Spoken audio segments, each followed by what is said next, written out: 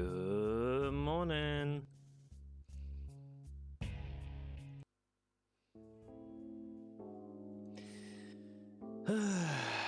It's one of those days, everybody. It's one of those days. Unfortunately, everything that could go wrong basically has gone wrong. And now I'm just waiting to see if it will further go wrong, or if it will actually continue as it should.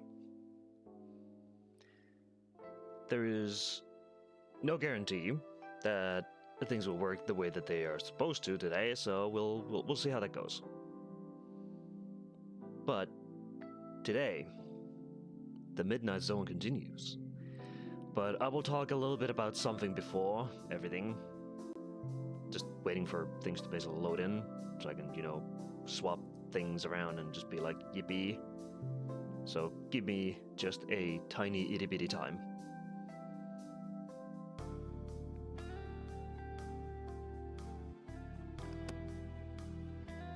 Just a tiny bit of time is all I ask.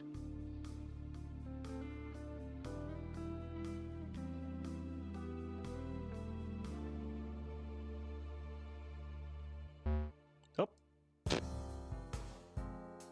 Well, there's the first disconnect of the day. All right.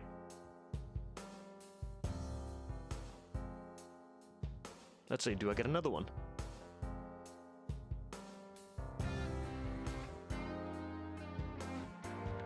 I did not.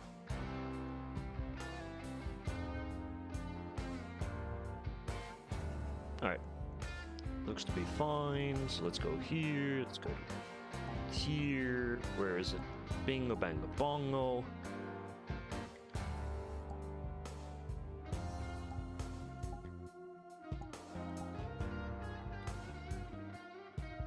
Yep, everything seems to be set up for this. Good. Alright. So, unfortunately, I'm gonna have to do it in a weird manner, where, things just ain't going to work as they are. So let's go back to the live scene, go to game capture, properties, and let me yap for a tiny bit. Alright. Hello there. I am here down to the right. You can also see that I'm actually lifting my hands up. So, I ran into an unfortunate situation. Real unfortunate. In that, my VR is dead. And by dead, I do mean actually dead. Like, it has perished. There is no way for us to fix it at the moment. And oh boy, does it suck. Because I wanted to be in VR for this. I wanted to enjoy it a lot, as I usually could. But due to things happening on Meta's side and a bunch of other places, it's just not possible. Unfortunately, it's not possible at all. We tried basically everything. The only thing that we didn't try to do to fix this situation is basically rebooting Windows completely. And by rebooting, I mean reinstalling it. Every single thing, nuking everything and then reinstalling everything. And that's just something I'm not willing to do for a piece of software for just getting a VR to run. It is definitely not worth it in the slightest. So my VR is, for now, dead in the water, and in the future I will not be using any VRs that use proprietary software to make them run in Steam VR. Because I literally use VR purely for Steam. I do not need other fucking software for it. I do not need to have like a third-party software that introduces bloatware, fucking needs a Facebook connection or anything like that. A plug and play is all I need. Launch Steam VR, see that the VR is connected, put the headset on, turn it on. Oh hey, yeah, there it is. I can see things. That's how it should run. It's detecting my hands. Okay, they might be a little bit scuffed. Let's go into Steam VR settings. Yeah, I can change them from there. That's all I need. I don't need to launch the headset, see that it has its own OS. Okay. I now need to launch a secondary software on my PC. Alright. I need to connect it with a cable or, you know, Airlink, Wi-Fi, whatever the fuck. Oh hey, the link is having issues. Ah shit, that's not good. Alright, I have connected. Now, let's boot up SteamVR. Oh, it's laggy. Why? Because it's using 3 other rendering things. Oh, hell yeah, there's the invite. I'll take that in just a bit. And, due to all these issues that happened, I have deemed that I am not going to do anything about that headset. I'll maybe try it again in a week and see if it runs or not. If it does, cool. If it doesn't, well, shit. But at this point in time, seeing how Meta's responses are complete garbage and complete shit, I have deemed that I would rather do every single VR chat stream in desktop. Doesn't matter how scuffed these are, doesn't matter if I'm like wearing this or something else or whatever the hell, but this is how we're going to go forward from now on. But for now, as things stand, we will be going forward with stuff. I just wanted to let you guys know that these streams will not be like gone. We will still be doing these streams. We will still be doing Travel Agency once it boots up and everything else. I'll just be in desktop mode, basically, for the inevitable future. So, for now, yeah, that's how things are going on my end. But let's get started with the show and actually go and join Zoms and hear the stories that they have cooked up for us. So let's go. Sorry about all of this bullshit.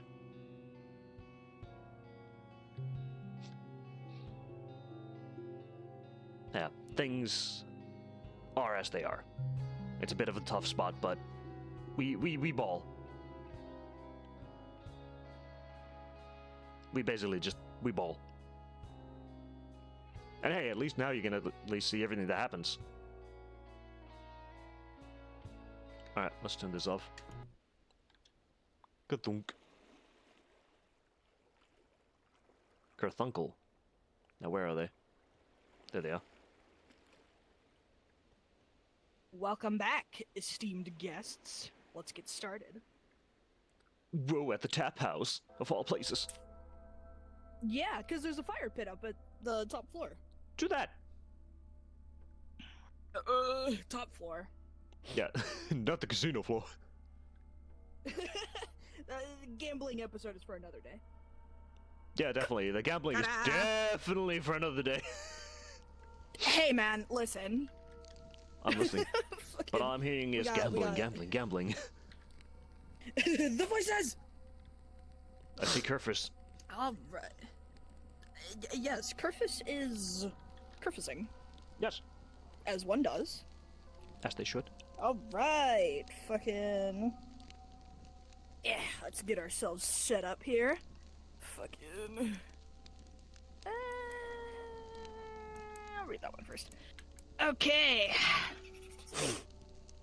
Hello everyone, how you doing, Come on in and sit on down. Welcome back to another episode of The Midnight Zone, where we will once again peer beyond the veil and see what goes bump in the night. Today we have a very special episode because this is featuring 2 of my personal favorite creepypastas from my personal collection of horror stories. These are very near and dear to my heart because of the podcast channel on YouTube, Creepcast, which is featuring Wendigoon and Papa Meat, otherwise known as Meat Canyon. Without them, I would not have like such a renewed fascination with horror stories and just like old stories from my past, from when I was growing up as a wee little babby in the creepypasta fandom. Not like I ever grew out of it, but whatever. But as you should. Today we will be reading Ensorcelled in the Earth and Feed the Pig. Now, I will say this as a caveat up at the top. These stories are quite graphic. We are all adults here. I will allow y'all to make your own decisions whether or not you think you are in the right headspace to listen to these things. These things will include a form of self-harm. It's not in the traditional sense, so be wary. It will include depictions of like body mutilation, things like insanity and depression, terminal illness, just really gross, graphic scenes of just crazy shit. So this is your sensitive content warning at the beginning before we start. So this is now your time to either buckle in and prepare yourself, or respectfully take a breather from this one. Yeah. AKA, grab your beers and get ready, boys, because it's about to be a doozy. Mm-hmm. Crispy. Oh, baby. I'm so ready. But yes, let us begin with our first story, Ensorcelled in the Earth. Now, this is a story that has captured my attention specifically because of how, like, passionate that you can tell the writer is just by how they have written this story. It is insanely detailed, and this same creator has also written other bodies of work. I believe the story It Breathes, It Bleeds, It Breeds, which is a fantastic body horror story, which I will read at some point soon. They just very accomplished fucking creepypasta writer. I adore their work, and they have just amazing stuff. Alright, so here we fucking go. Once again, content warning for the following: claustrophobia, body degradation, and self-harm. Seriously, please stop listening to the stream whenever this makes you uncomfortable. But with that being said, enjoy this story. This is Ensorcelled in the Earth. It speaks to me at night sometimes. Most nights, I lay bathed in the empty glow of light from my phone, waiting for a message or a comment to invalidate the sense of loneliness that has infused every aspect of my life since I got the news.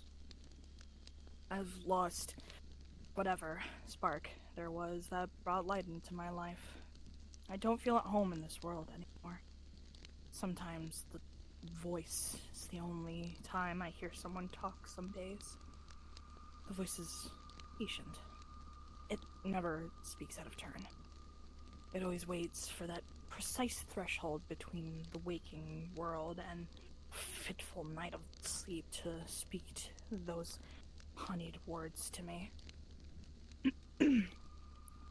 I'm here, waiting for you.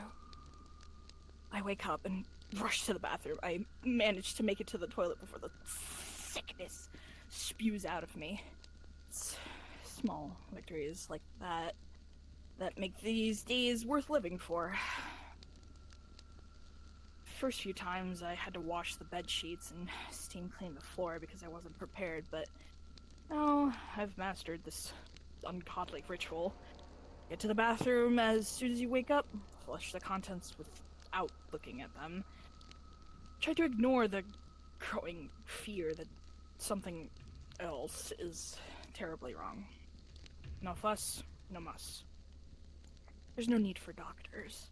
I already know how sick I am. I've perfected the systems. Vomit in the morning. Eat 2 hours before eating unless you want to lose it minutes later. Go to work and wait for something to change. Wait for it to eventually get better. I know nothing is going to change, so that's why I decided to seek out the source of the voice. Like a magnet to a lodestone, I find myself drawn to it.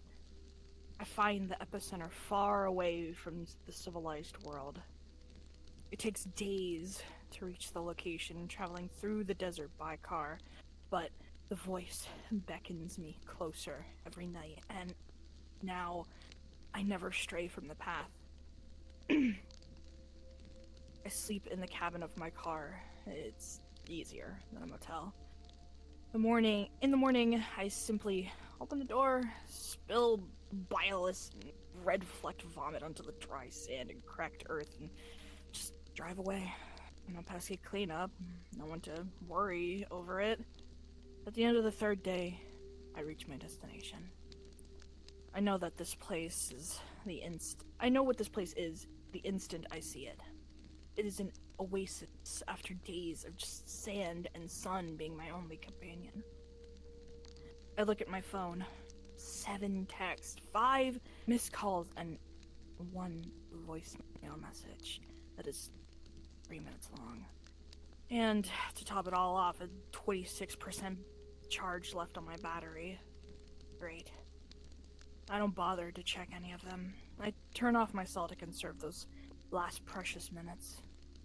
It's too late to turn back. That door is shut to me now, but another one is opening up. This place is a message. This place is part of a system of messages that want me to listen to what it has to say. It demands my attention, and I give it freely. It is hidden away from the rest of the world, like a pearl peeking out from the silt of the sea. Only I can see it amongst the flotsam and jetsam. The only barrier preventing me from delving deeper is a single chain draped across the entrance to a mine with a warning sign. I trespass it easily, step away from the light of the day into the darkness of the earth.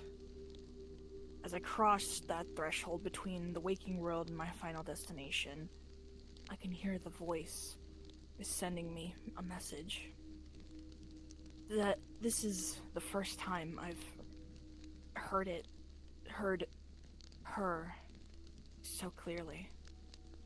The message is important, but it feels like it's only being transmitted to me.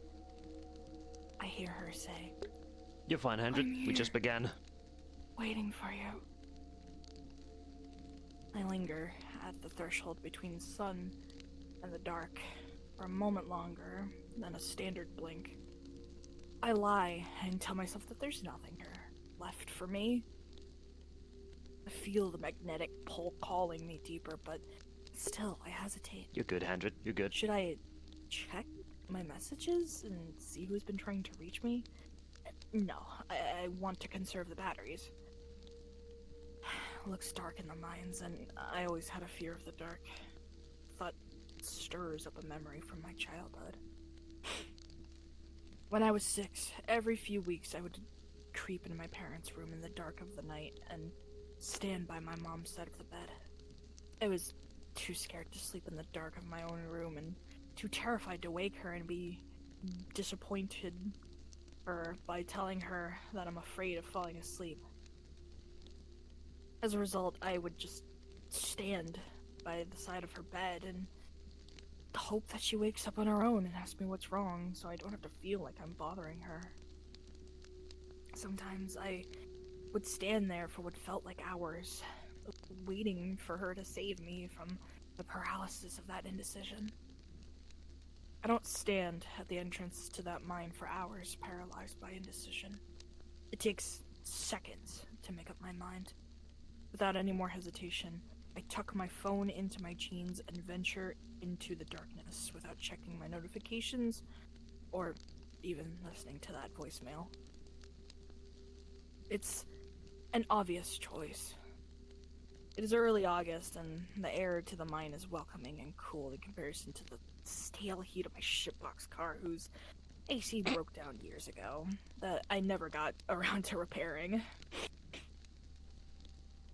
I begin walking into the darkness, and I leave the world behind. The air is thick with particulates and motes of light flitting across amongst the darkness that plays off the sun. The light behind me illuminates my path downwards, but with each step forward, my world grows darker.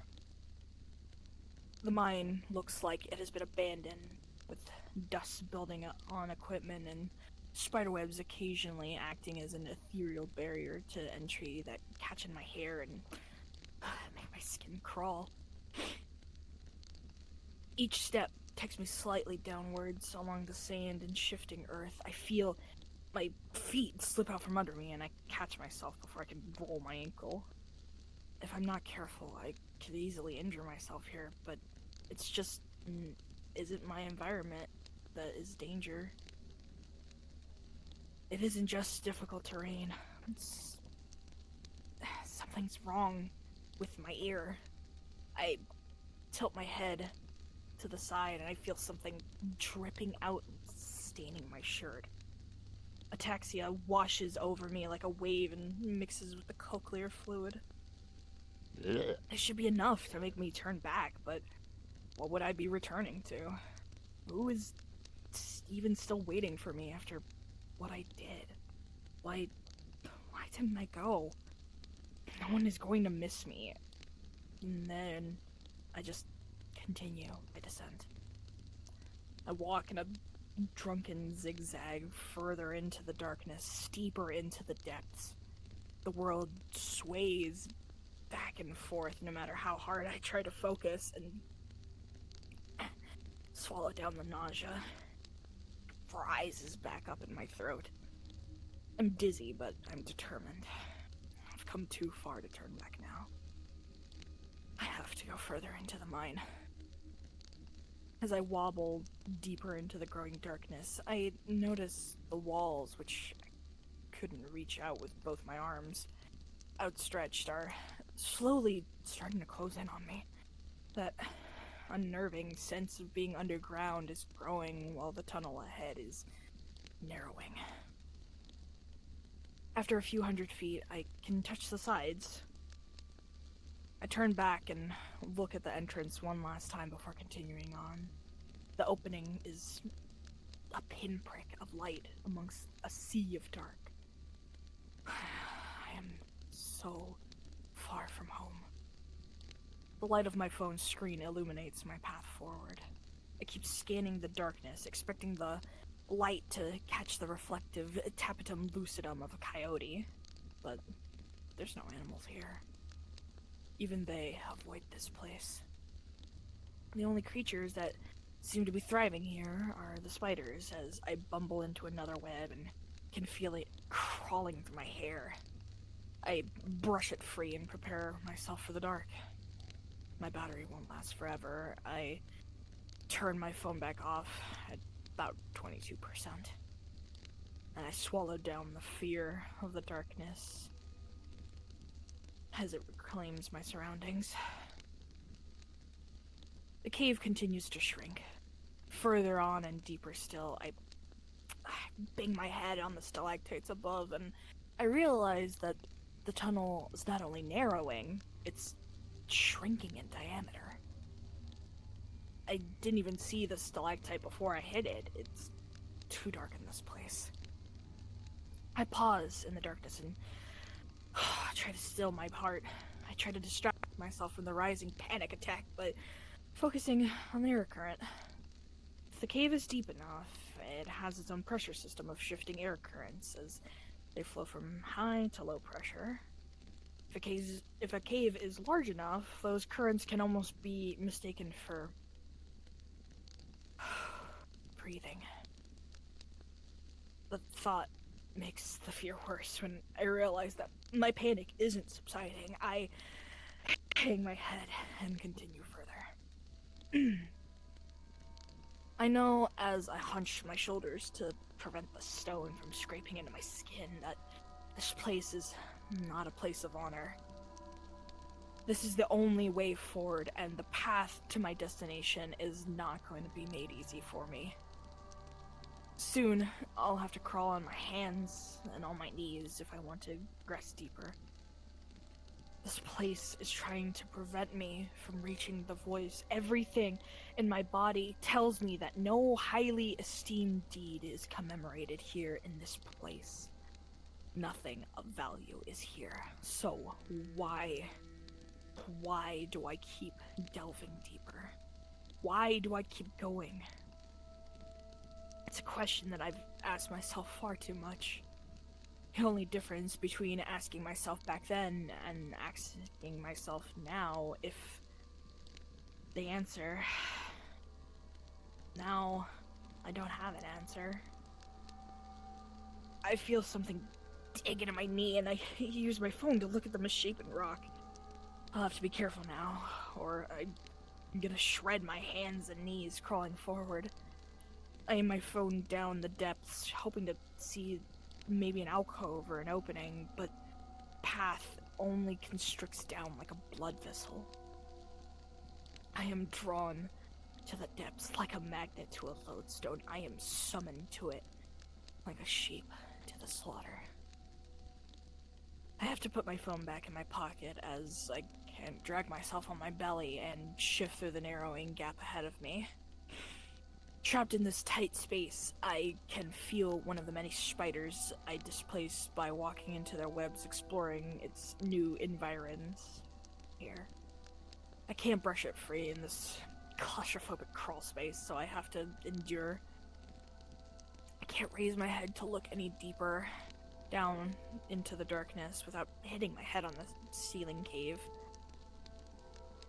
I have to lie prone and crane my neck if I want to see what lies ahead of me. Not that the darkness shows me much. I try not to think of the tons upon tons of rock that could crush me should the earth will it. Why? Why do I keep going forward? I had friends, I had family, I had. A thought breaks through the darkness. Who called me? Left that 3-minute voicemail. I try to reach back to retrieve my phone and check, but a horrifying realization makes its home in my head, like a spider setting up a new nest in my hair. I can't check. My phone is in my pocket, and there isn't enough space to maneuver my arm to reach it now, and I can't back up. Was it my brother? Did he want to know why the hell I wasn't at the funeral? Maybe it was my sister. Did she just want to tell me that everyone grieves differently, but I had to open up to them and that they loved me? Was it just a voicemail from the last time I ever missed a call from my mom? This thought is stripped away from me by the panic when I realize that the space is so tight I can't expand my chest fully to draw in air. I try to calm myself, but the darkness and the claustrophobia of this place makes it difficult. If I panic, I might do something stupid. Stupid-er, that is. I need to calm myself by controlling my breathing. I have to steal away oxygen from the moist, oppressive air through the shallow breaths that I'm taking. I push my feet off the ground for leverage, and I try to wriggle my body further into the ever-tightening depths ahead. I try to ignore the fact that I have to inhale to move forward, and every time I exhale, I let out a little more dead space from my lungs. I pretend that I can't feel my heart beating in my chest, scraping against my ribs. The stone and earth around me needle my stomach like tiny, deciduous teeth. They chew tiny holes into my shirt and my pants. They nip at my heels and usher me forward and deeper. A dark thought worms its way into my brain, and it won't subside until I acknowledge it. It feels like I'm being consumed. I have entered the mouth of this horrible place, and now I'm being chewed by the rocks and stones of this place. If I keep going onwards, am I just going to drop into the vast dark of this cave's belly? How far have I come? A quarter mile? A half mile down? I don't even know anymore. Not that I really even care. I am become like one of the spiders that supposedly Americans eat 8 of in their sleep. I know that's a myth, and an untruth, misinformation that incised itself into our deepest fears and now can't be excised by any means from our minds, no matter how hard we try. There is a horrifying power in belief, they say. A tiny little lie about eating spiders in your sleep from PC professional blossomed into an incontrovertible fact. It was people's acknowledgement of this fear that gave it life, gave it presence, gave it purchase to crawl its way into our world, and now it's an accepted part of reality, even though it's not even true. Belief can make something real, give something form, give her power. I catch myself and shake myself free of that thought, and even if there isn't enough space to actually shake, just tired. If I don't manage to get some kind of rest, I am going to fully break down. I realize sleep is coming for me, and I cannot deny it any longer. I can't crawl back out to a more comfortable space. I will have to sleep here and pray that this crawl space has an exit. Just before I pass out, entombed in the earth, I hear her once more. I'm here, waiting for you. I have been trapped here ever since. I wake up in the pitch black. For one glorious moment. I think I'm back in my bed and prepare myself for my morning ritual. I jerk awake. I try to move, but the earth has embraced me, pinioned me, imprisoned me. It wants me to face what is happening to me. There's nowhere to go, but the sickness still comes to me. The sick seeps out of me in explosive wrenches that scrape my spine into the surrounding stone and drive my face repeatedly into the injected ingestia. I can't ignore the bright red clots and the yellow bile that are now right in front of my face, on my face. What is here is dangerous and repulsive to us, but it calls out to me, and I sway forward to its siren song, because I've already come so far. I drag myself through my own mess and let it smear over my shirt and jeans. I leave it behind me, and I numbly think, no fuss, no muss. I make it a few yards before my other morning ritual comes calling. I can't turn to let gravity expel it away from me. I can't shimmy down my pants. It's weighted in GI stasis for hours, but it will be denied no further. As disgusting as it is, I am going to shit myself in this cave. Oh, far away from home. It's really gross, by the way. It is. My body ejects it out, and I feel bits of me escaping in the deluge of waste. There's something solid and elongated, like strips of cloth in the movement. There is no need for doctors. I know how sick I am. Dark laugh bubbles up within me, but it's smothered by the encroaching earth, so the only thought that comes to me is, holy fuck, I'm shitting out rope worms. That's what my dad called them when he first saw them. He was sick, and we all knew it. COVID was stealing his breath from us, and we had to watch as he desperately clawed it back with gasps and wheezes that never seemed to give him any relief. He didn't need quacks, he said. He could take care of himself, he said. His silver bullet for the sickness was MMS. Miracle Mineral Supplement was what the snake oil salesman called it. Chlorine dioxide is what the rest of us called it. Industrial grade bleach. He was going to cure himself of the sickness, purge himself of this impurity. My dad made it into teas and tinctures to treat the burgeoning tragedy building up inside of him. He'd add water to it, saying, "Dilution is the solution to my pollution," or whatever the fuck that meant. Like some looped morning matins and vexing vesper every 12 hours for weeks. a discredited Facebook doctor and inundated his audience with rhymes and catchphrases that cooked my father's brain and convinced him that he could cure himself with one simple solution.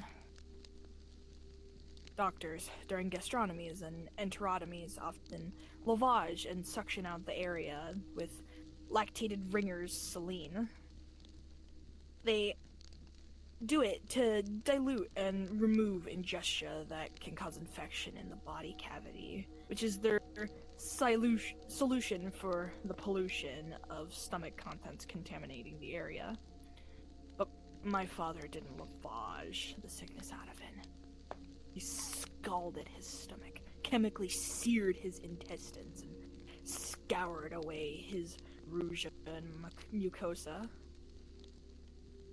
He called what he was passing out of him rope worms. He told us it was the parasites leaving his body. It wasn't. It was his goddamned intestines sloughing out of him, and he was too blind to accept it. Please believe me when I tell you that I tried to convince him to stop. Please. I tried. God, I tried.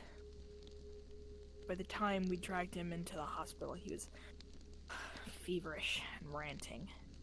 The doctors told us that what was happening, as clinically as possible, commensal bacteria that normally would exist in the stomach took advantage of his ulcered stomach and began to proliferate. It nested in him, and his body was too weak to fight off the infection. God, why did I let this happen? It took 7 days for him to die from sepsis. Dark thought worms its way out from the memory of my father's flushed and feverish form on the hospital bed as he begs for more MMS. I hear his voice stinging my ears, yelling, "Do I look like someone who's dying?" He'd snap, "Just a little bit more and I'll be right as rain." It was the last lie he told me as he asked for one more tincture, and to my great guilt, I relented. He was being eaten alive from the inside outside by the bleach he repeatedly drank. In the end, he had barely enough strength to talk, and the fever robbed him of any coherency. I was being consumed from the outside in by this place.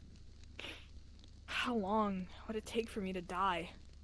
7 days? 7 hours? 7 minutes? I won't let the thought eat away at me. I squeeze and scrape myself deeper into this crevasse and leave the macabre memories behind. I feel the thoughts get caught on the sharp, stony smiles around me and unspool like yarn as they are pulled from me with tireless traction. This place scrapes away these scabbed and painful events and allows the rot beneath to be exposed. The guilt of being a terrible son is torn away, replaced by a dull hurt. I don't know if that last bleach concoction is what shuffled him off this mortal coil, but sure shit didn't help him.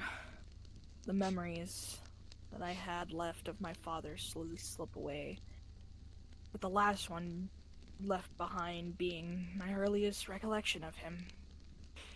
Dad was taking away my nightlight and telling me that I was too old for this and that I had to be a man. Christ, I was 4.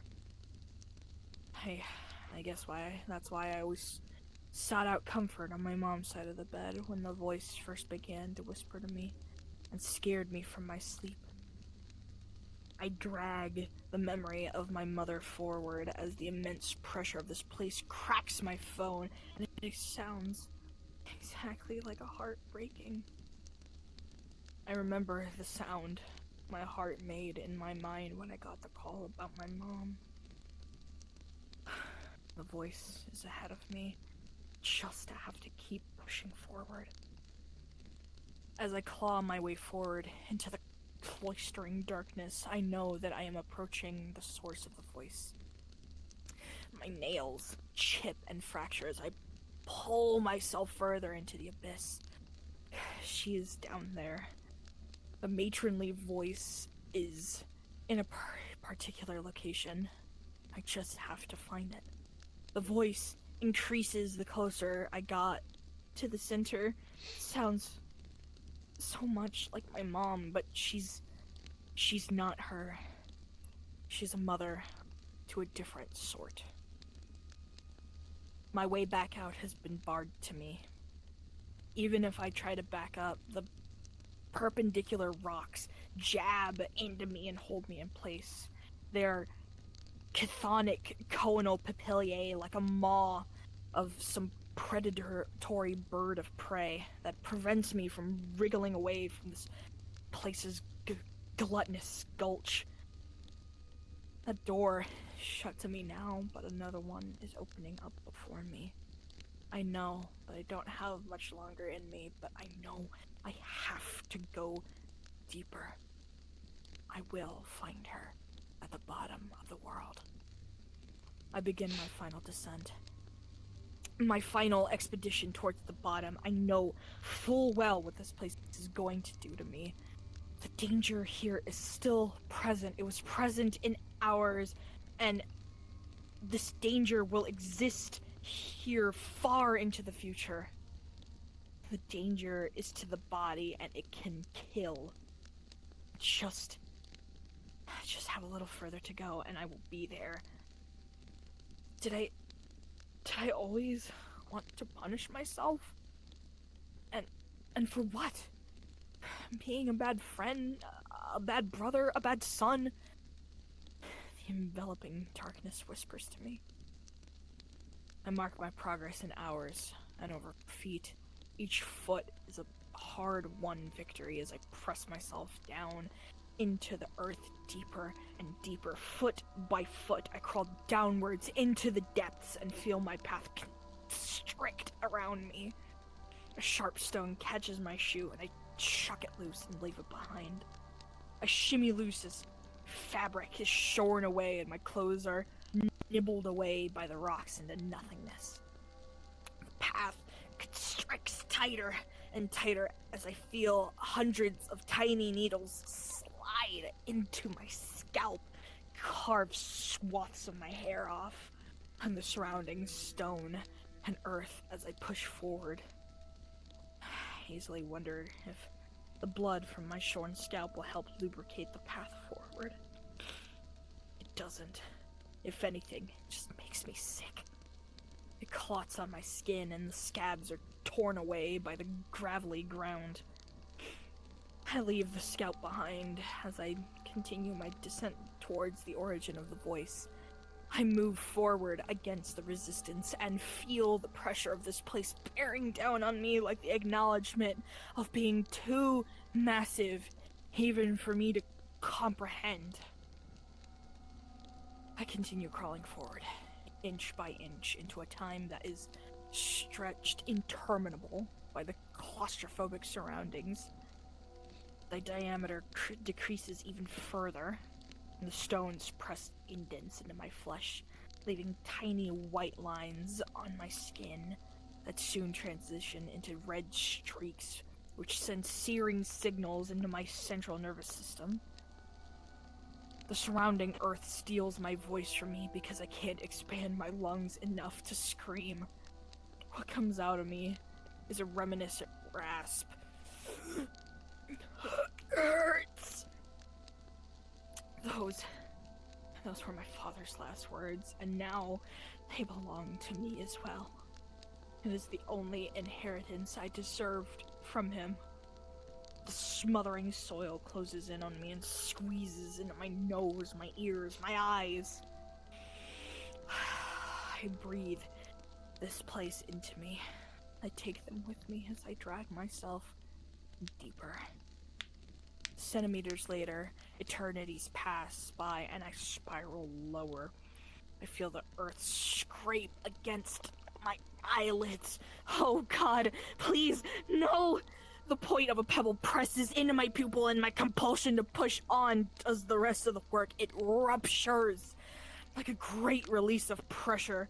Vitreous and lacrimal fluid leak and leave tiny little rivulets from my ununculated eyes down my flenched flesh and sting my exposed muscles. She calls to me. I yearn to meet her form, like a spark being cast off a campfire towards the sun. That spark will never join the sun, but they are ascending, and I am descending. I will find my shining sun in the darkness of this place. Millimeters scour away the flesh from my bones. How the fuck am I still alive? Shock should have set in by now. Without muscles, how do I drag myself forward? Tendons tear away like overstrung cello chords. I don't know how. I persist, and I don't care. My teeth are twisted and torn from me. I crawl over them, allow them to join the constantly chewing choir that is waiting for more supplicants. Every bit of me that catches on the entombing earth is scraped away and left behind. Dad was out inside out, and I am outside in. Just a little bit more. It's so close.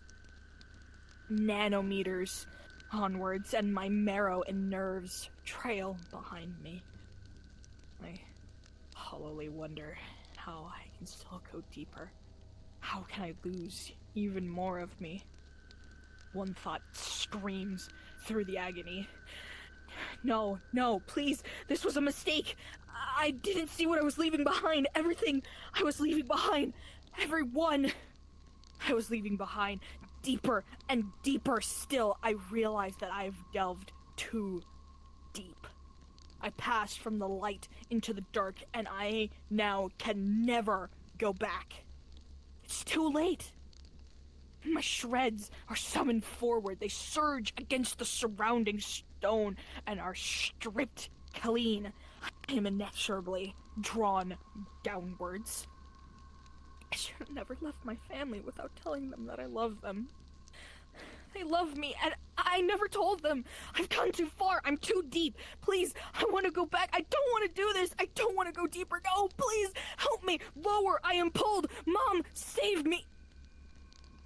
I become aware of my surroundings after what feels like an eternity. Whatever bits and baubles left of my being shimmer amongst the unfathomable abyss like sunlight glimmers playing off the waters of a vast and unending ocean. My existence has been rendered ephemeral and oddly incandescent. I slowly feel myself sinking down deeper into this pelagic and pernicious place towards the ocean bed. I am at the deepest depths. She rests among the ocean bed, waiting for me. I don't need to wait by her bedside for her rescue to come to me through this waking nightmare. I don't need to stand by Mother Night for hours, waiting for her to wake up and notice me. She embraces me willingly and readily. I stay wrapped in her yawning void as I feel whatever last bits of me that I could truly call my own slough off and dissociate until I have been rendered down to the very smallest atom that is just waiting to be cleaved in two. Swaddled in the absolute darkness of that place, I feel her hand caress the very core of my being, and I shudder, knowing that I am home. I am a seed planted in the furrow, waiting to bloom into a magnificent mushroom cloud. I am a spark seeking immolation. She whispers to me in our embrace the full message that I've been hearing my entire life as she wraps around me like a gnarled witch's fingers. I am here, waiting for you. I've been trapped here since your ilk beat your swords into plowshares. They once called to me, worshipped me. They sacrificed cattle in my name. They shrouded it under the guise of science and crept onto ranches in the dark of night to perform their field necropsies on their sacrifices. They studied my influence on their lymph nodes. I had seeded them with something beautiful that was bound to blossom. They were horrified by my light. They mutilated my creations and tore me out of them. They cast me away into the dark, but I decay far too slowly for them to ever forget about me. I will never fully rot away. You answered my call. We're going to show the world something beautiful, something blindingly bright. Our love is going to radiate out of us and bathe the world in its glow. Soon, my child. The entirety of me has been scoured away and reduced to naught but a cinder of humanity. That is not inconsequential because even the tiniest ember can trigger a devastating inferno if her hands plucked it away and place it amongst the right kindling. I yearn to burn. I am incandescent. No need for doctors. I already know how sick I am. I will soon show my light to the world in a violent chain reaction that ignites the oxygen in the atmosphere, and we will all finally know the light of Mother Night. I love you, Mother. And that is ensorcelled in the earth. Wicked. Wow, what a... Right? What a fucking gruesome story. What a crazy dive into so many things. One thing that I've heard, and this was from the Creepcast episode that I watched it from, the things that he's suffering from, his intestinal lining coming out, his, sickness that he feels, vomiting out blood clots and yellow bile, he's suffering from radiation poisoning. Yeah, that's what it sounds like. A mushroom like. cloud and things like that. Yeah. And he's gonna show the world his blindingly bright light. Yeah. That's pretty much just nuclear stuff right there. And what an interesting look into such a sensitive topic like self-harm. Because, obviously your survival instinct is there. You're not gonna fucking crawl into a cave until you physically can't anymore and it starts to hurt you. Yeah, you literally don't do that. That's against all your survival instincts.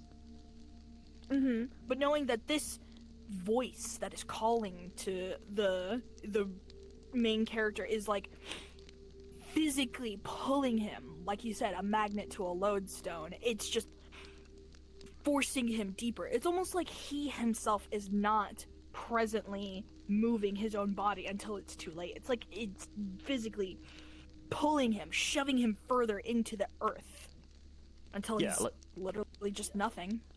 Yeah, it feels like he got a psychosis after radiation poisoning, and just, I don't know if it's a metaphor of him actually going into a tunnel or if it's just his last moments in the first place as he's dying from the radiation poisoning, as it's taking away everything. Because that's what it sounds like. And then when he's talking about the miracle fucking mineral supplement, it sounds like that was just radiation in it. Yeah, something like that. When you are sick and you just are stubborn in your ways, you really just don't want to do anything about it. A real world example that I can give personally is my birth mother, as much as I fucking hate her, was a crazy old bitch. And she would take all sorts of fucking like random things off the internet, things that people would fucking sell her. Her fucking weird ass Facebook friends would like give her like herbal shit, supplements and things, and I just saw like the life draining out of her, and it's crazy to think that people will really just do anything but go to a doctor just to what in their minds be told that they're wrong. Clearly.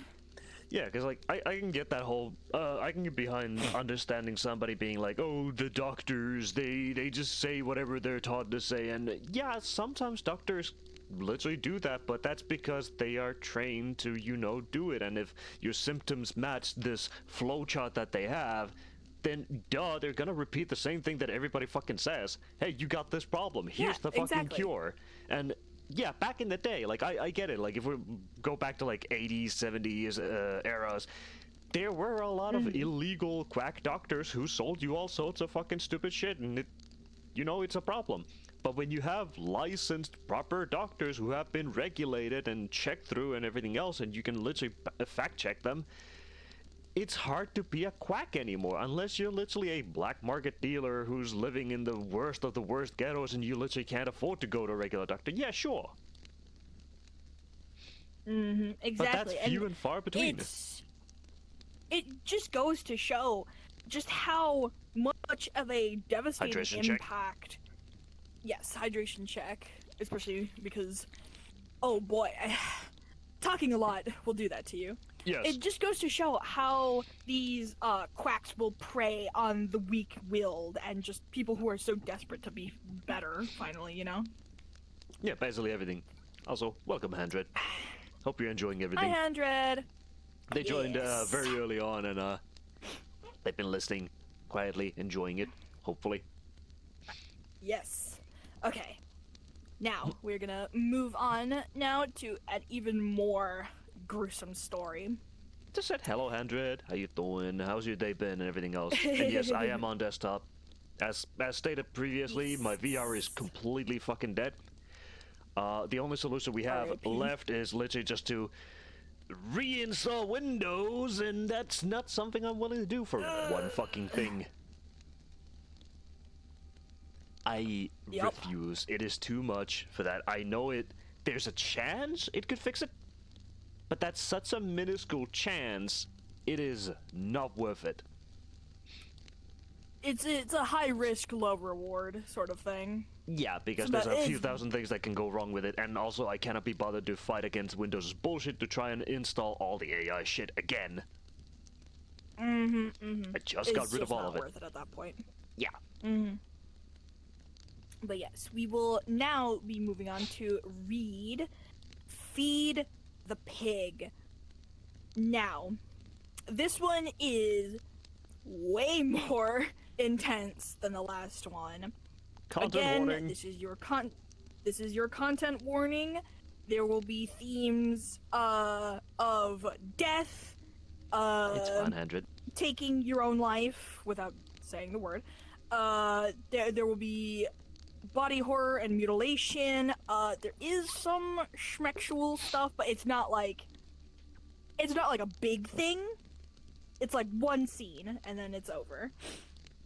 But yes, this is your warning. If you are not comfortable with what these content warnings are about, then please take care of yourself and perhaps just sit this next story out. But with that, let's get into it. If you're squeamish, turn away. This is Feed Pig. I slowly opened my eyes. My head was swimming and a dull pain surrounded my throat. I was thirsty. That was the first thing I noticed. I licked my dry lips as my surroundings faded into focus. My body ached, and I realized it was because I was tightly bound to a metal chair in the middle of an empty room. The barren concrete walls were stained and dirty. The floor beneath my bare feet was cold and slightly wet. A single bulb lit the room, dangling from the ceiling by a string. Its cast moving shadows, and I blinked back the darkness that was threatening to overtake my eyes once more. An open door stood before me, but I couldn't see anything but the wall of a hallway. I tried to clear my head, tried to remember how I got here. I squeezed my eyes shut and forced myself not to panic. I slowed my breathing, and I focused my thoughts, desperately trying to summon some recollection of why I was here, but I couldn't remember anything. I opened my eyes and exhaled, my parched throat throbbing. I could hear sound echoing off the hallway walls outside the door.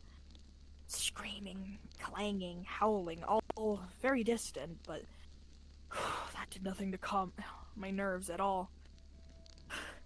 Hello? I cried, the word tearing at my vocal cords. I felt my chest hitch in pain, but I cleared my throat again. Is anyone there? Hello? The dark hallway remained silent except for the constant echoes. I shut my mouth and tried to wiggle free of my bindings, but the rope was knotted impossibly tight. I fought back against my imagination as it flooded my mind with horrific scenarios of what awaited me. If only I could remember! Damn it! Suddenly, footsteps erupted from outside the door. A pitter-patter of small feet. My hopes rose, and I trained my attention on the door, praying it was help. A young boy ran into the room, dressed in a red onesie, complete with padded feet.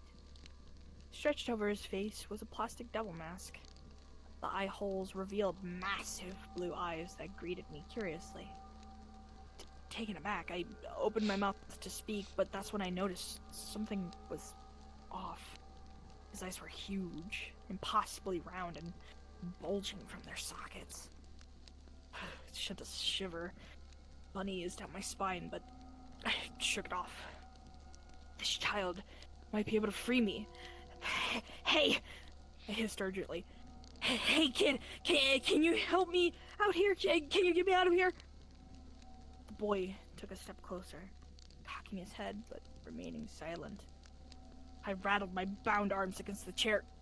Cut me free! Please! I shouldn't be here! This is some kind of mistake! The boy eyed me from behind his strange mask and stopped directly in front of me. He leaned in close and whispered, his voice like wet silk. You did a bad thing. Confused, I shook my head. No, this is a mistake! I didn't do anything! The boy's enormous blue eyes suddenly filled with sadness. Oh, you did a really, really bad thing. I shook my head again violently. No, I'm sorry. I don't remember. Please, just get me out of this chair. Suddenly, before any of us could speak again, a man came charging into the room. He was overweight and dressed in overalls, his grizzled face twisted in seething anger. He was holding a sawed-off shotgun in his arms. I didn't do anything! I cried as he advanced on us, my voice cracking. I'm not supposed to be here! The man ignored me and instead grabbed the kid and shoved him hard against the wall. The boy grunted as his back struck the concrete. His eyes rose to meet the grizzled man's. Wordlessly, the man raised his shotgun and placed it against the boy's forehead and blew his head off. Chunks of gore splattered the wall as shock slugged me in the stomach like an iron fist. My ears rang and time seemed to slow. As I watched in horror, the headless body crumpled to the ground. My breath rushed back into my lungs and time seemed to readjust. Jesus fucking Christ! I screamed, straining against the ropes, my eyes bulging in horrific shock. What the fuck? The man ignored my screams as he bent down and picked up the boy. He slung the ruined corpse over his shoulder and walked out the doorway. Suddenly, the hallway bursted into malicious laughter. A horrible chorus of voices, all howling in glee. I shut my eyes, the noise deafening, as absolute terror filled my every pore. After a moment, the laughter faded, and I cautiously opened my eyes, unable to believe what I had just witnessed. Hello. I jumped as I realized there was another man standing before me. He was dressed in a simple white button-down shirt and jeans. His brown hair was cut short and he appeared to be in his early 30s. His green eyes were dull and lifeless, his full lips pulled down at the corners. What's going on? Where am I? I cried, new fear pooling in my stomach like hot blood. The man crossed his arms. So you're the new one, huh? He shook his head. You people disgust me. Questions bubbled on my lips, but he waved them off with a sharp chop of his hand, slicing the air and demanding my silence. He ran his tongue over his teeth, sneering.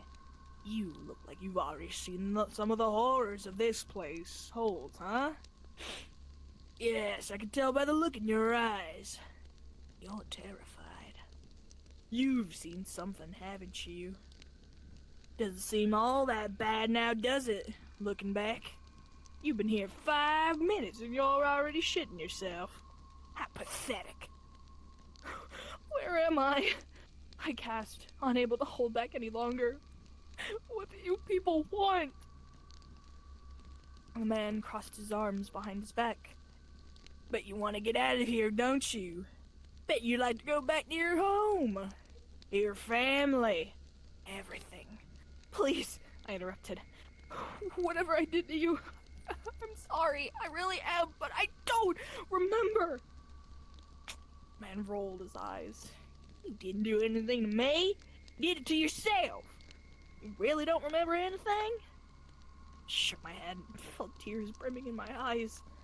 Liquid fear. The man looked at me with contempt. You waited until your wife left for work and then you went out to the woodshed and hung yourself. You're dead! The recent memory rose in my mind like a monster from a bog. My eyes went wide as much as I wanted to deny it. He was right. I had killed myself. The incident tore through my brain like a bullet train and left me reeling. I'm Danny, by the way, the man said, ignoring the shocked look on my face. And I'm number 2 here. I run the orientation process. I want to make this quick because I'm tired of repeating this fucking thing to you pathetic suicidals. You get one question before I begin. He stared down at me, and I scrambled to organize my thoughts into something cohesive. This was all horrifying. Why had I killed myself? I fought against the fog and panic, and the mists of confusion slowly began to lift. That's right. I just lost my job. Yeah, that was the start. I squeezed my eyes shut and forced more of the memory to emerge. I had lost my job and I was about to lose the house. My wife, Tess, she found out and she was going to leave me. I didn't have a way out. I didn't have any options. Getting fired had come out of the blue and I didn't have much in savings. I was broke, soon to be homeless, and my wife, she hated me for it. There was something else. Yeah, there was something else. She had been cheating on me. I had seen texts on her phone while she slept one night and confirmed my suspicions.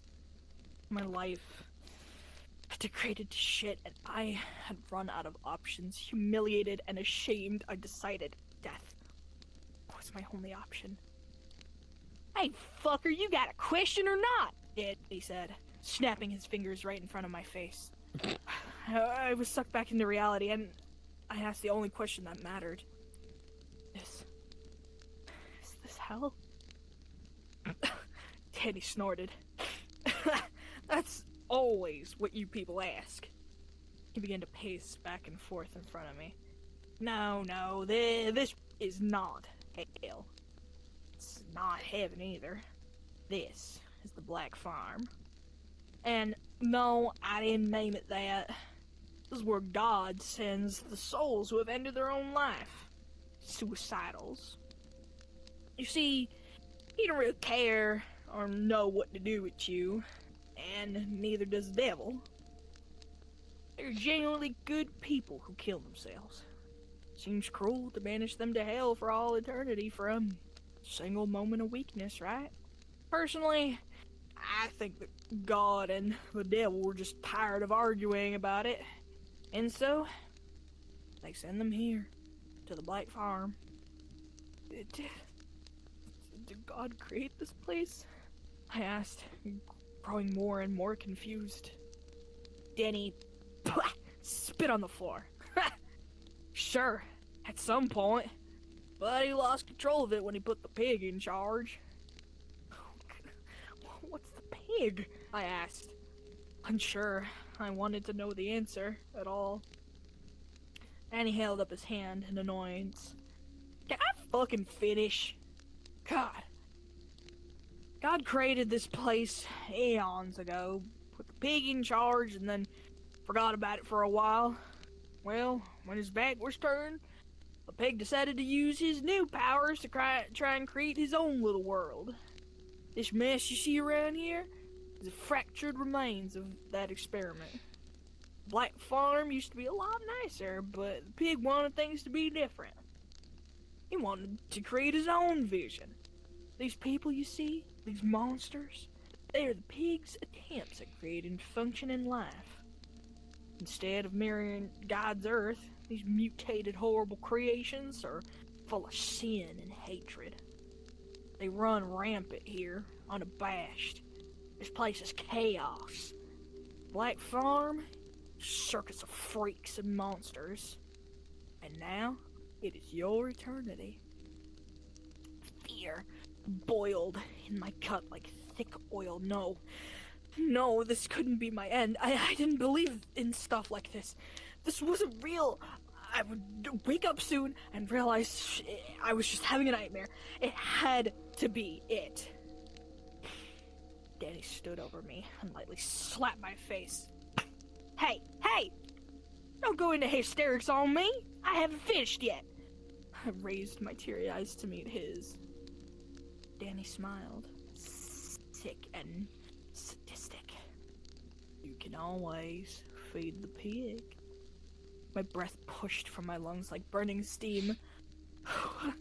What does that mean? Danny spread his hands, still smiling. It's as simple as that. Feed the pig. If you do so, there's a chance he'll send you back to your life.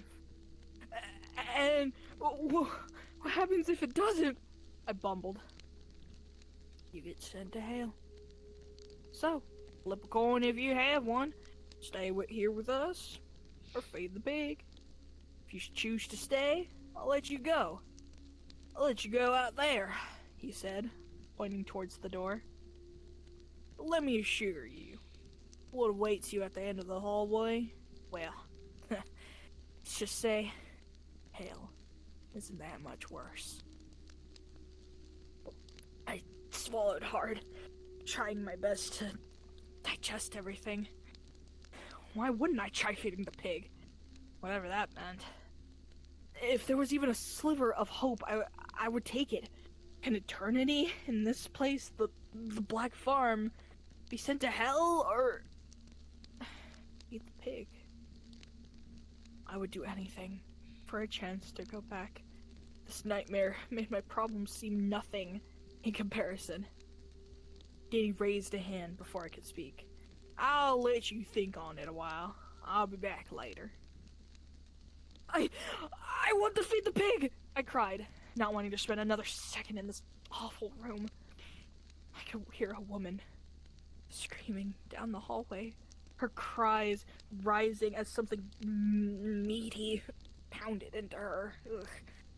My breath came in sharp pulls and my throat burned. Danny noticed the noise and grinned. "Sounds pretty bad, huh?" he said softly as the woman's voice creaked with agony. Something was still slamming into her, the sound of beaten flesh igniting my imagination with horrors. "Please," I gasped, breathless. "Just let me feed the pig. I don't want to stay here any longer." Then turned away from me. "I'll be back later. You enjoy your time alone. Really think about your situation. Weigh your options, you know? And remember, you put yourself here." And with that, he was gone, leaving me in the dim room. Tears streamed down my face. That woman didn't stop screaming for hours. At some point, I fell into a semi-sleep. Darkness in the room seemed to press in on me, and my eyes fluttered shut.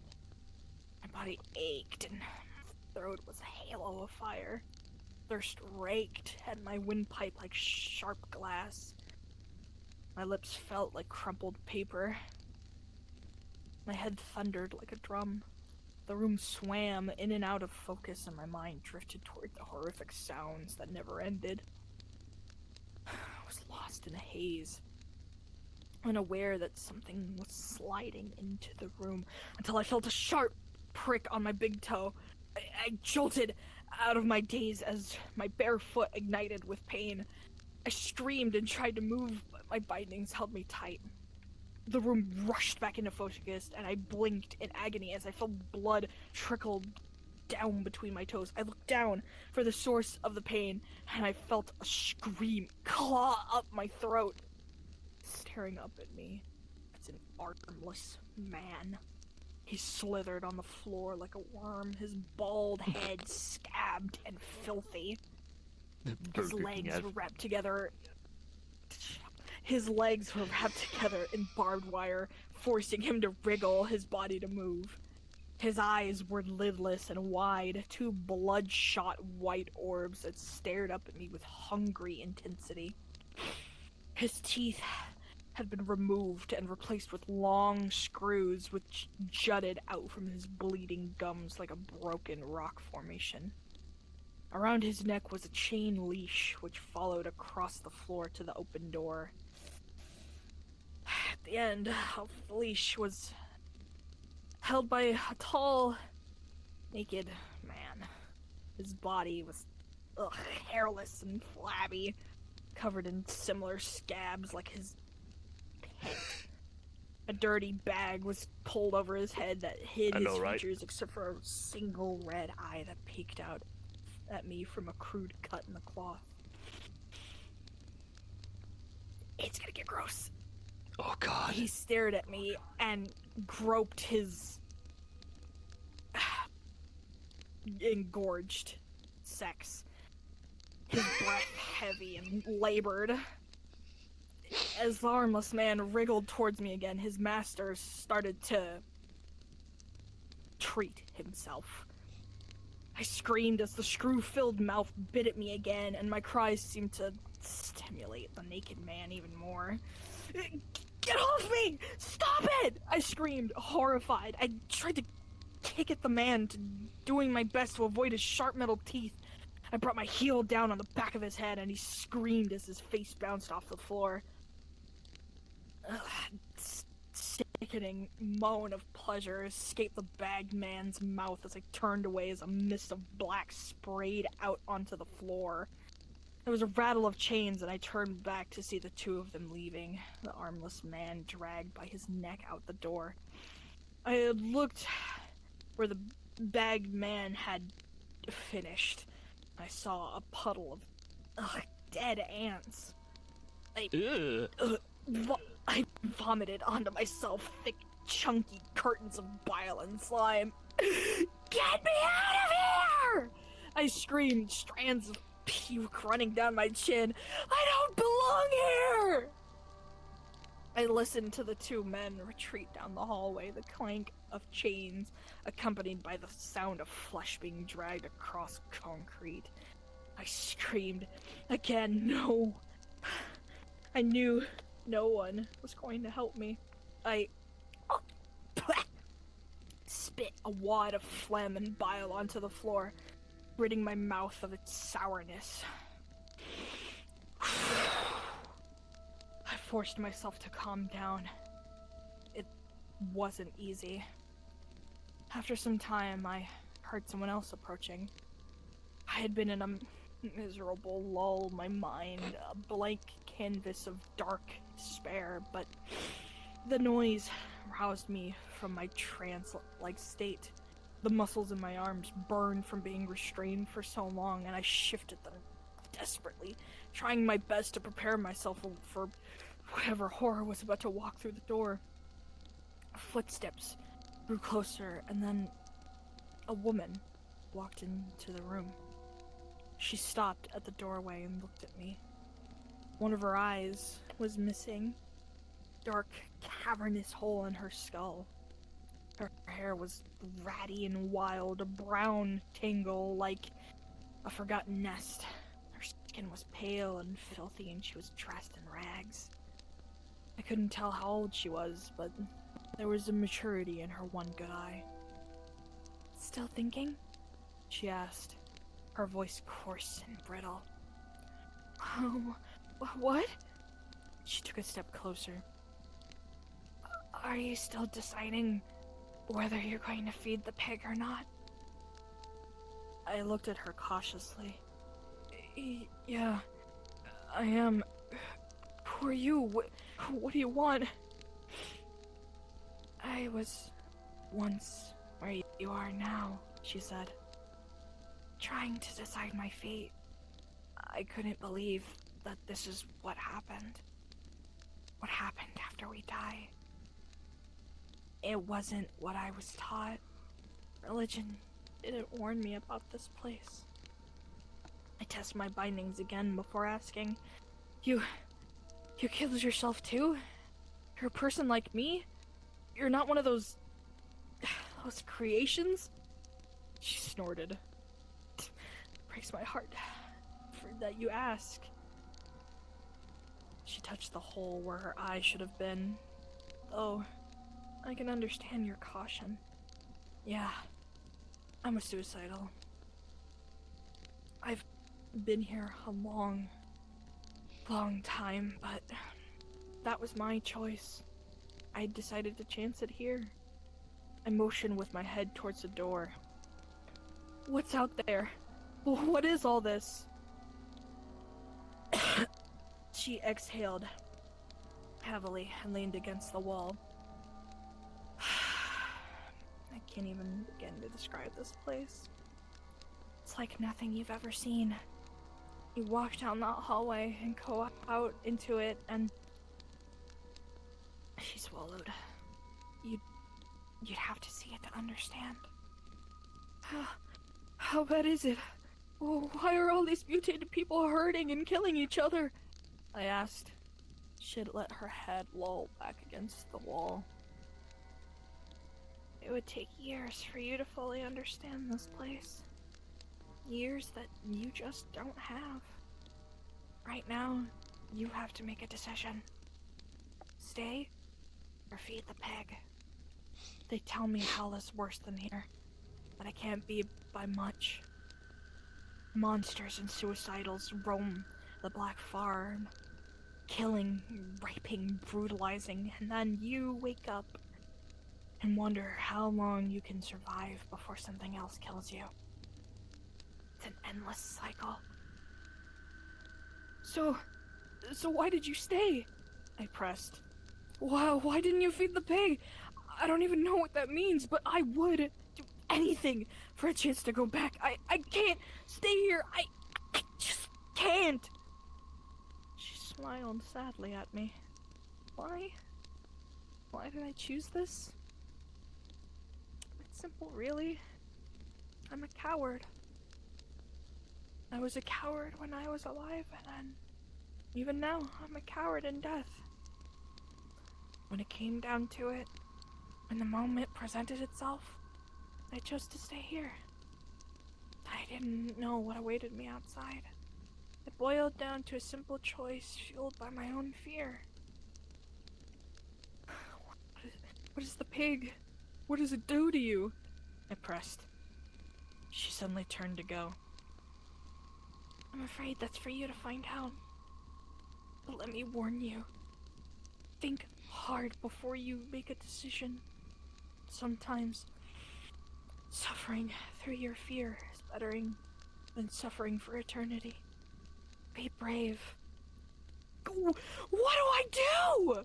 I yelled, shaking my chair as she walked out the door. She paused and took one last look over her shoulder. Her eye darted around, and she dropped her voice to a whisper. Feed the pig. And with that, she was gone. I sat in silence once again. My mind was spinning, desperately turning over my options. I still couldn't fully understand the situation I was in. It was too much, too overwhelming. The other side of death wasn't supposed to be like this. I didn't know what I had expected, but was it this nightmare? Questions crashed over my mind like cold waves onto a sinking ship.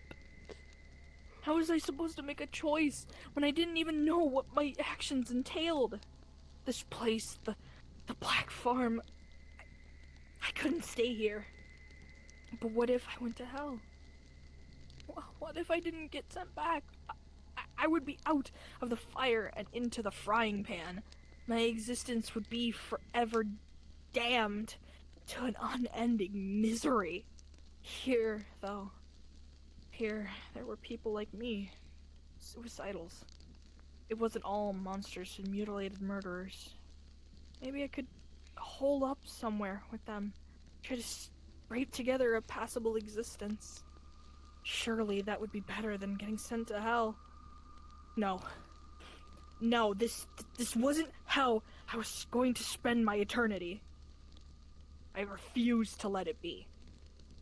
If there was even the slightest sliver of hope, I would take it.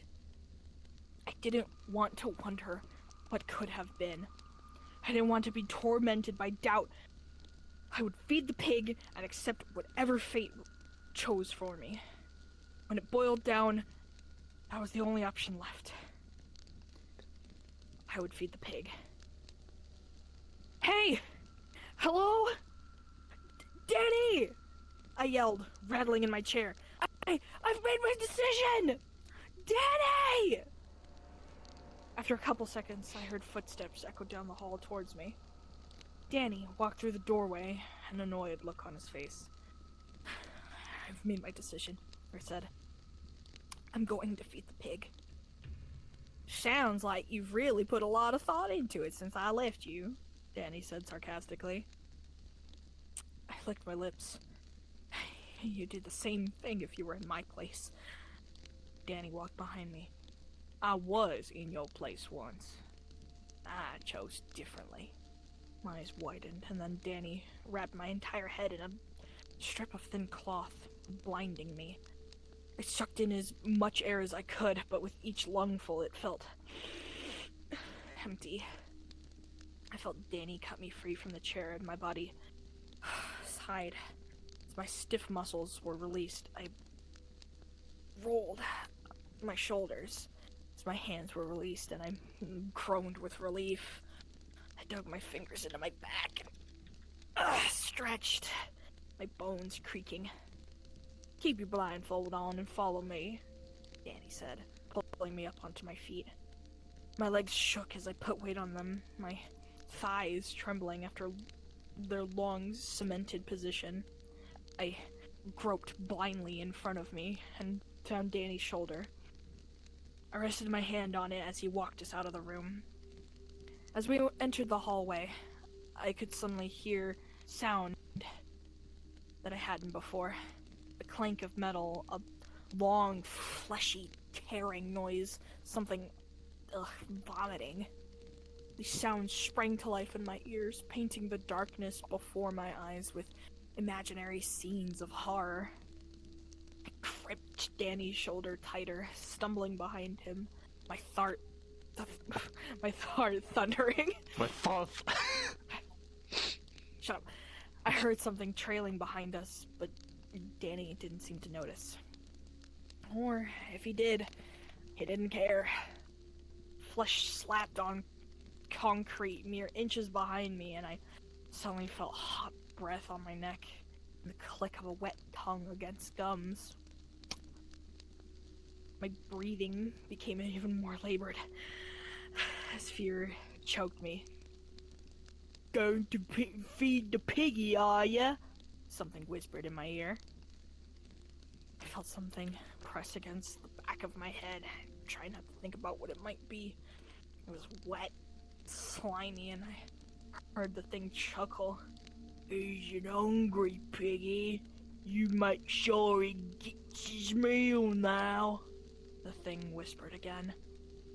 Its voice low and unlike anything I had ever heard before. It was like a series of grunts and moans jumbled together to form broken words. To my relief, I heard the thing retreat back to whatever it had come from, and I continued to follow Danny. He remained silent as we walked, and I could feel shifts in the air. The thick heat gave way to a cooler, almost pleasant temperature. But then it kept decreasing, and soon I was shivering violently against the cold. I couldn't see anything, but I felt a breeze on my face, almost like we were outside. I didn't hear Danny open any doors, but nothing about this place was natural. It was like reality blurred and bled into itself, like reels of film melting together. Teeth chattering, I was suddenly blasted with intense heat, and I gasped. My feet tripped over themselves as the train changed, and I was suddenly walking on what felt like warm iron. My ears were filled with the sound of blazing furnaces and the clash of working machinery. I couldn't see it, but it felt like there was a vast, open, expansive heat overhead. I smelled ash and tasted dirt on my tongue, sweat already forming along my spine. Suddenly, I crashed into Danny as he came to a halt. I backed up a few paces quickly and muttered my apologies. I could hear some movement in front of us, a rustle of chains and an odd clicking sound on the metal floor. Something else, too. Something snorting. And then the room filled with a deafening sound of an immense pig squealing.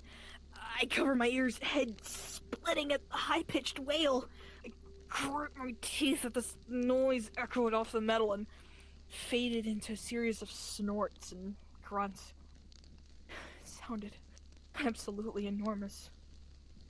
I've brought another one, Danny announced, a slight tinge of respect lining his voice. He wants to feed the pig. I waited, expecting to hear some answer. The cloth around my eyes sealing my sight to darkness. I realized my knees were shaking. My back was coated in sweat. I was terrified.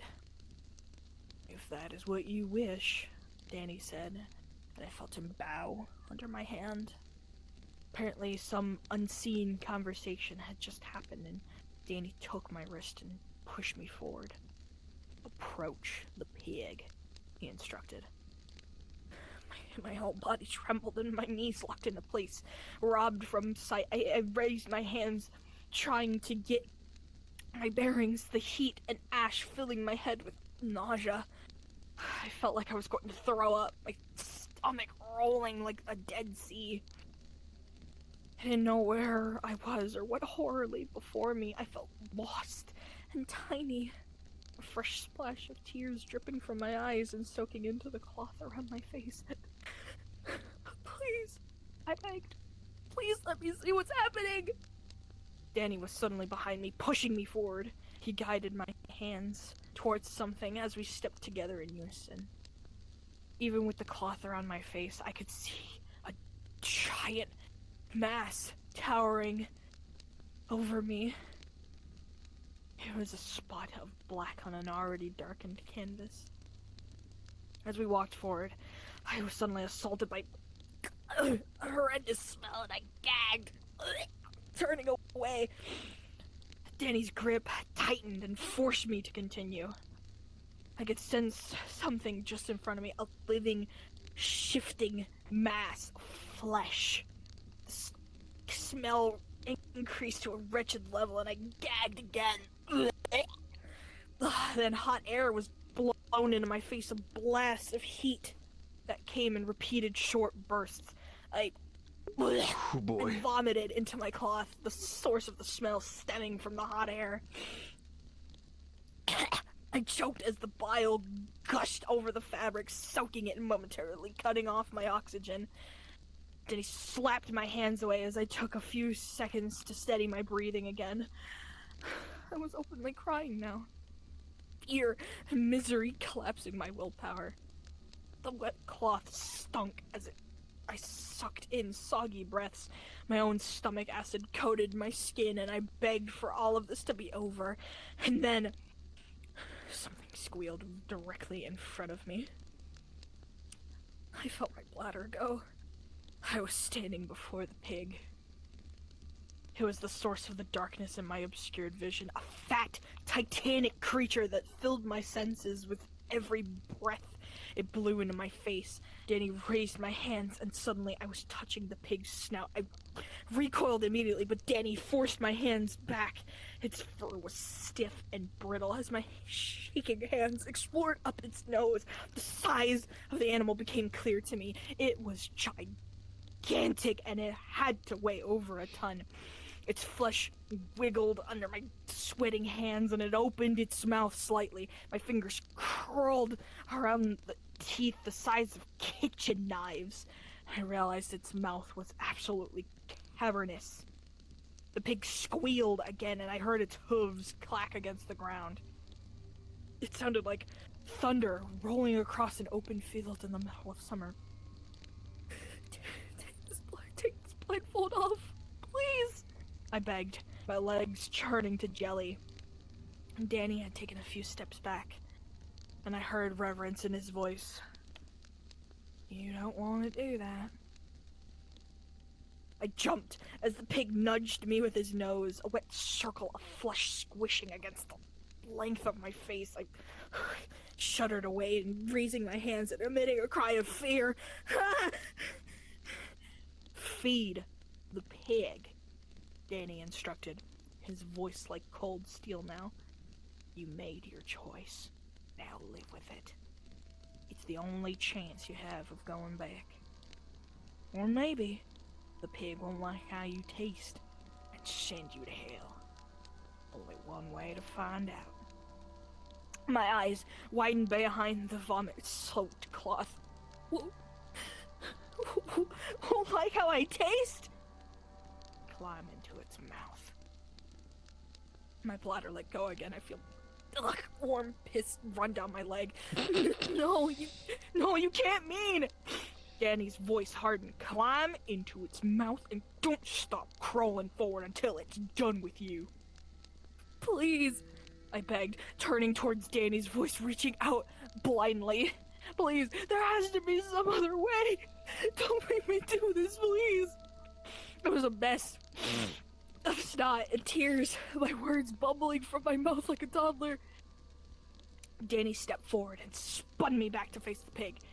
Do it! You made your choice. It will all be over soon. This is your only chance. I could feel the pig breathing onto my face, its snout mere inches from mine. The smell and heat it emitted made me want to vomit again, but I held it back. This was insane. This wasn't happening. My mind spun and twisted in chaos and fear, and there had to be some other way. I couldn't do this. I could not do this. Suddenly, I remember the words of the woman. Sometimes, suffering through your fear is better than suffering for eternity. Be brave. This was my only chance to get back to the world of the living. I'd made such a terrible mistake in killing myself. If I could go back and change my life, I wouldn't have to spend eternity here. I could change my ways, enter a spot somewhere else, and somewhere away from the pig. But what if it decided to send me to hell? How much more suffering could I endure? I had to take the chance. Please, God, I whispered, taking a step forward. If you can hear me, please, have mercy on me. My shaking hands reached out for the pig, and I grasped its thick fur. I felt it slowly lower its head and open its mouth. Now it's waiting for me. Its thick, hot breath stinking in my nostrils. This was it. No turning back. Steeling myself, I slowly gripped its teeth and pulled myself forward into its jaws. Its head was at a downward angle, and so I immediately fell onto my stomach at a 45-degree angle. Its wet tongue squished under me, and I was shaking so hard I could barely breathe. Tears soaked my blindfold, and my heart crunched against my ribs. I slowly reached forward and found another tooth to grab onto. Gritting my teeth, I pulled my body inward past my knees. The pig raised its head, and I was suddenly completely horizontal on its tongue. Saliva and mucus dripped around me, and the heat was so intense I almost blacked out. My knees clacked against its front teeth as I pulled myself even deeper. Its inner cheeks pressed in around me, squeezing my body like a soaking, fleshy coffin. Crying, terrified, I reached my hand ahead of me and found more teeth. I pulled myself deeper into its mouth, and I felt my feet slip past its lips. My whole body was covered in slime, and I openly wept, grasping in the darkness for another tooth. And that's when the pig began to chew on me. I screamed in crushing agony as my body was compressed between its massive teeth. I heard my legs snap instantly and felt a wet pop of bone from my skin. I shook violently as my body spasmed in shock, a mangled twist of blood and pain. Its tongue shifted me in its mouth, and I felt it bite down on my shoulder. My eyes bulged from their sockets as I howled, a hot pillar crunching down on my collarbone. I threw up violently, unable to control myself, the pain overwhelming. Keep crawling. Screaming, bloodshot eyes rolling wildly. I reached forward with my good arm, wetly searching for another tooth. I grit my teeth, blood squirting between them as my fingers grab around something solid. The pig bit down again, its tongue twisting my body so its molars could snap down on my knees. The pain brought darkness, but my howling screams forced my eyes to remain open. Jesus, make it stop! I bellowed, my hands trembling, still gripping the tooth ahead of me. Please, make it fucking stop! I ground my teeth so hard together they cracked, screaming as I slowly pulled my body deeper into its mouth. Something was changing, the tight walls of its throat squeezing my head, and I realized I was almost through. Come on, you motherfucker, come on! I begged, vocal cords cracking. I reached ahead of me and grabbed onto a thick wad of flesh. My head felt like it was splitting, and the pig bit down on me again. I gasped, blood exploding from my mouth in a great gush of red. It had pierced through my stomach, obliterating my insides like bloated noodles. The darkness rushed in on me, and I was in too much shock to even scream. With the last of my strength, right as the blackness took me, I pulled myself forward one last time and felt myself sliding down its throat. Darkness. Falling, screaming. I was screaming. Heat so intense I thought I would melt. Clanging. Something was hammering on metal. Colors. Images flew past me so quickly I could barely make out anything. Blood pouring into my eyes. Like I would keep falling forever. Suddenly my eyes snapped open and I was falling. My breath rushing back into my lungs in a great wave of purity. My face bouncing off wood floor. I cried out as felt my nose break. I tasted blood and I saw stars. I had stopped falling. This ring of burning fire around my throat and I felt impossibly thirsty. I was lying on the floor. I slowly opened my eyes again and the darkness began to fade like morning mist under a hot sun. Colors blended together and shapes came into focus. I was in my woodshed. I reached up around my throat and grasped at the source of the heat.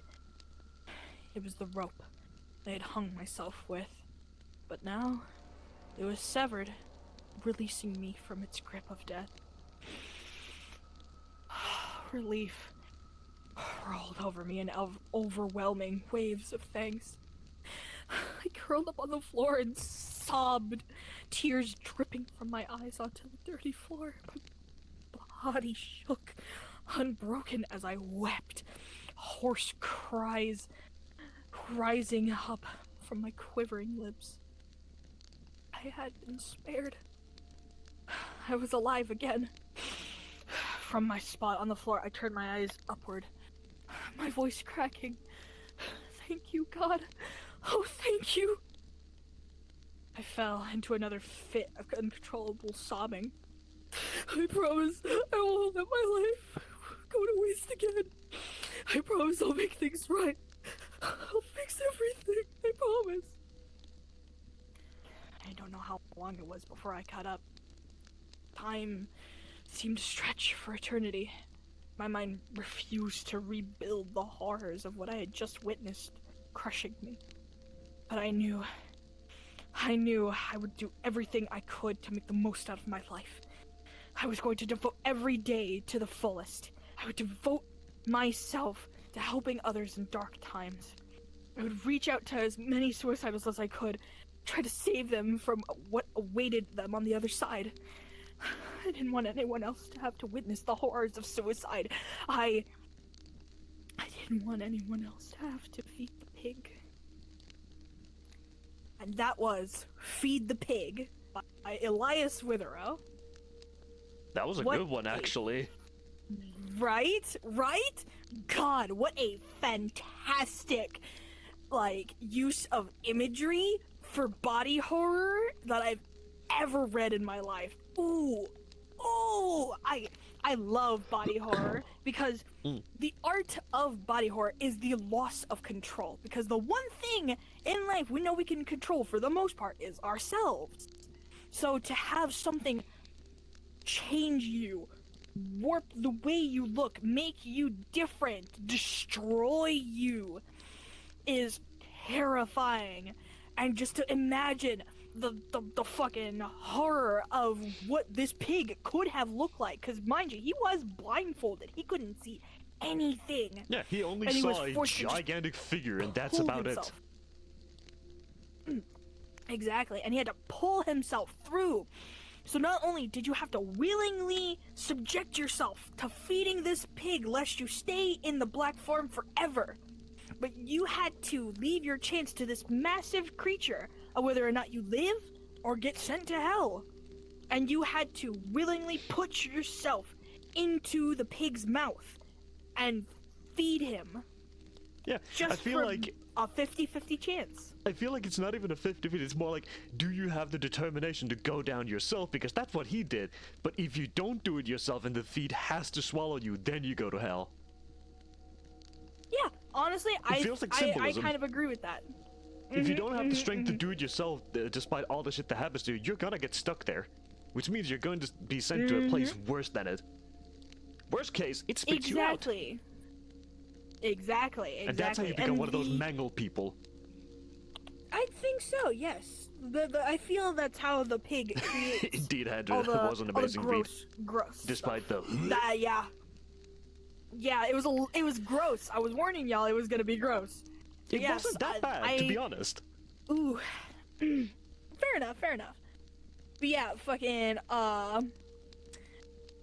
that was my two stories. I really appreciate y'all's support for me reading these stories. I'm beyond thankful that I get to share my passion of horror and everything scary with you guys and just like talk about these things with y'all. And it's a fucking amazing time. I love it so much. But yes, this was What do you mean our something's coming, episode Hendrik? of the Midnight Zone. What do you mean something's coming? What do you mean something's coming? What the fuck What do you mean something's coming? What do you mean? What do you mean? I know what's coming. I'll throw up.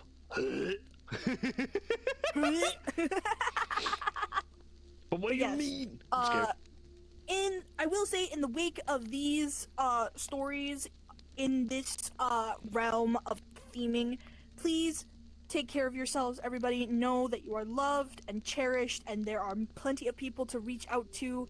There is no need to visit a cave or the Black Farm. Please know that there are resources out there to help you if you are struggling with mental health issues, or if you are feeling like you might do something drastic.